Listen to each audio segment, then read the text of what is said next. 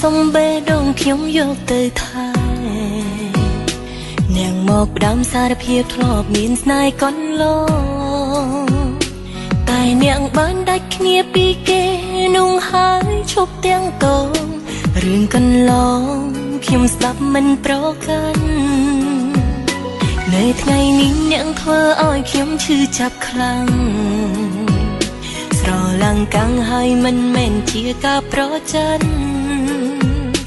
គឺជាការហួសចិត្តពេកដែរអ្នកនៅតែពាក់ព័ន្ធមិនច្រឡំអ្នកនៅពាក់ព័ន្ធគេខ្ញុំមិនយល់ហេតុអ្វីនាងក៏ហងខ្ញុំមិនយល់ហេតុអ្វីនាងទៅជួបគេនាងមិនមែនជាតួកុនមិនសមជាសំដែងទេនាងជួបគេជាហេតុខ្ញុំឆ្ងល់ណាស់ខ្ញុំមិនយល់ការស្រឡាញ់អ្នកជាអ្វីស្នេហ៍ភក្តីឬជានៃស្នេហ៍បោកប្រាំងកុំខ្សឹបខ្សៀវលួចលាក់លៀងបើការពិតអាចប្រកាន់ថាបោកប្រាំងខ្ញុំអូខេដើរចេញហេតុអ្វីអ្នក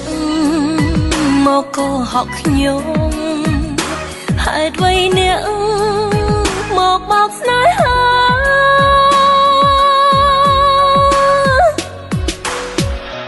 ស្ដាប់បទថ្មីមិនទាន់ចេញលក់តាមរយៈវិទ្យុ Town FM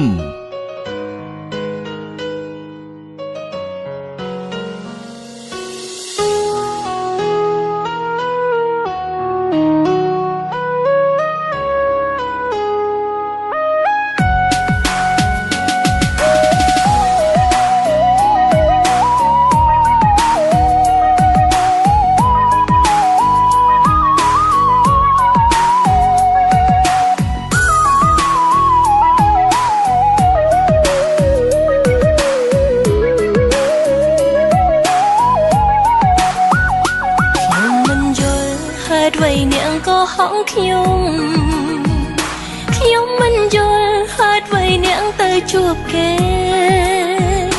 នាងមិនមែនជាតួកុនមិនសមជាសំដែងទេនាងជួបគេជាហេតុខ្ញុំឆ្ងល់ណាស់ខ្ញុំមិនយល់ការស្រឡាញ់អ្នកជាអ្វីស្នេហ៍ភក្តីឬជានៃស្នេហ៍បោកប្រាំងកុំខ្សឹបខ្សៀវលួចលាក់លៀងបើការពិតអាចប្រកាន់